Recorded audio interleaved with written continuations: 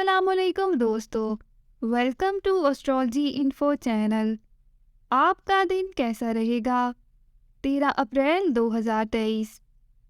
अगर आपने चैनल को अभी तक सब्सक्राइब नहीं किया तो प्लीज़ चैनल को सब्सक्राइब करें और बेल आइकन को प्रेस कर दें। तो शुरू करते हैं लियो यानी बुर्ज असद से। आज आपको अपनी वजदानी कैफियत पर भरोसा करने के अलावा अपनी ज़ात के बारे में यकीन की हद तक बाएतमाद रहना होगा, और यही वो अहम मौका है जिसकी वजह से आप बेहतरीन फ़ैसला करने की यकीनी पोजीशन में होंगे।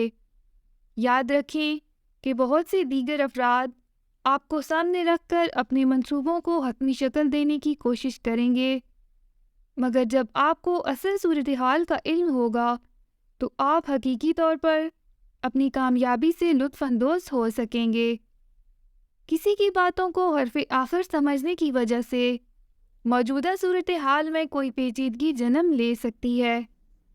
अपने हालात की ख़राबी के लिए सरेआम दूसरों के बारे में अपने ख़यालात का इजहार ना करें, वरना आपके लिए कोई कानूनी मुश्किल पैदा हो सकती है। अपना हॉरोस्कोप सुनने का शुक्रिया। चैनल को सब्सक्राइब करें। वीडियो पसंद आए तो लाइक ज़रूर करें। तो कल मिलते हैं।